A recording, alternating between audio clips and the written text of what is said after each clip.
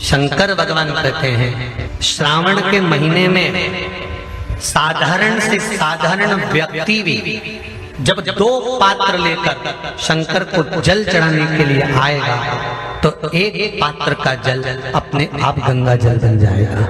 अपने आप उसको गंगा जल ले जाने की भी जरूरत नहीं पड़ेगी। दो पात्र का जल जब जाता है तो वो गंगा जल का ही स्वरूप हो जाता है। दो पात्र का जल ही एक पात्र का जल गंगा जल का भाव करना करता है। और क्या मिलता है दो पात्र का जल?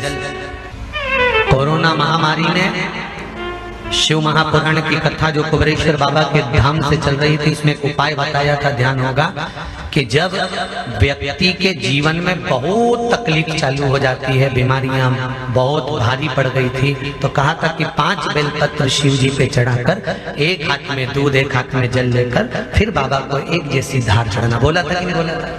एक जैसी धार लगाने का बोला था। श्रावण के महीने में जब 2 धार का जल शंकर भगवान पर चलता है, और अगर 2 धार जल का दर्शन करना हो तो आपके मोबाइल में भी शंकर भगवान की फोटो निकालना, उसमें शंकर जी के 4 हाथ नजर आएंगे, 2 हाथ से शिव जी अपने ऊपर जल चढ़ा रहे हैं, 2 कलश उनके हाथ में है, उस चित्र का दर्शन करना, उस श्रावण के महीने का दर्शन करना। 2 धार का जल। यदि हमारे व्यापार में तकलीफ आ रही है, कहीं उन्नति की सीढ़ी पर चढ़ने में तकलीफ आ रही है, या कहीं हम हमारे कार्य के प्रति काम अटक रहा है, जीवन में अगर दुख चल रहा है, तकलीफें चल रही है, कष्ट चल रहा है, बीमारी चल रही है, परेशानियां चल रही हैं, रास्ता नहीं मिल रहा, तो पूरा सावन का महीना 2 कलश लेकर 1 बाल्टी पानी अर्थात 2 कलश से जब जल चढ़ाएंगे तो जिंदगी का कचरा भी अपने आप हट जाएगा और जीवन सार्थक। और श्रावण का पहला दिन 1 बेलपत्र शिव को अपनी मनोकामना कर रोग धोग बीमारी तकलीफ कष्ट दूर करने के लिए शंकर के शिवलिंग पर अगर बन सके तो मंदिर में देवाधिदेव महादेव कंकर शंकर को चढ़ाओ। और सावन का महीना है, दिल बेटी को बुला लो श्राद्ध का भोजन में। शास्त्र कहता है बेटी नहीं, बेटी का बेटा, बेटी का बेटे की पत्नी, भांजा भांजा बहू भांजियां तुम्हारे घर में भोजन करे, पर बेटी और दामाद नहीं। क्यों? क्योंकि ये भोजन करेंगे तो इनको पचाना मुश्किल पड़ जाएगा। आजकल एक बीमारी हो गई है, अगर बाप को शुगर है तो बेटी को भी शुगर होने लगे।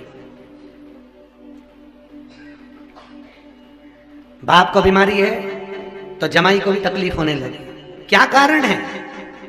उसको लोग समझ नहीं पा रहे, क्योंकि बेटियां दामाद इनको तो बस गए और ससुराल में जाके कहीं श्राद्ध का भोजन कर लिया, तिथि के दिन भोजन कर लिया, कर तो लिया, पर उस गोत्र का तूने खाया है तो उस गोत्र का खाया तो अब माल तो उस बाप का उस गोत्र का खाया, तो फिर जो गोत्र का जो चीज ग्रहण करिए वो तो सब आएगी सही ना। ग्रहणता में कितनी सुंदर बात लिखी है पद्म पुराण के अंदर, अग्नि पुराण के अंदर, विष्णु पुराण के अंदर, कि अगर 16 सोमवार का उद्यापन करो, चतुर्थी का उद्यापन करो, तीज का उद्यापन करो, छठ का उद्यापन करो, तो अपनी देवरानी जेठानी तक को मत गिनो। देवरानी जेठानी भी गिनती में आना चाहिए। क्यों? उद्यापन में अगर तुमने देवरानी और जेठानी को गिन लिया, किसी 16 सोमवार के उद्यापन में, वैभव लक्ष्मी के उद्यापन में, चतुर्थी के उद्यापन में, तीज के उद्यापन में, अपने आपने घर की बहन बेटी को तो गिना, साथ में आपने अपने घर की देवरानी जेठानी बहुओं को अगर गिना है, तो याद रखना वो उद्यापन नहीं कहलाता, उस उद्यापन का पुण्य नहीं है महाराज। क्यों नहीं है? क्योंकि देवरानी तुम्हारे घर की, जेठानी तुम्हारे घर की, बेटियां तुम्हारे घर की, उनको तो तुम्हें खिलाना पड़ेगा। और जो तुम 13 आदमी को सामान दे रहे हो, 14 लोगों को सामान दे रहे हो, 16 महिला को सामान दे रहे हो, 16 अगर तुम सोमवार का सामान दे रही हो, 16 सोमवार का, तो वो सामान तुमने 16 को तो दिया है, पर ये सामान ज्यादा मंगवा कर देवरानी जेठानी और भांजियां बेटियां इनको तो देना ही है। अगर उद्यापन करा जाता है तो घर की महिलाओं को ना गिनकर दूसरों को गिना जाए, जिससे हम उनको दान दें तो उस दान का पुण्य लग जाए, उस दान का भाग लग जाए। कितनी बड़ी बात लिखी है नारद पुराण के अंदर, पढ़ी आपने कभी?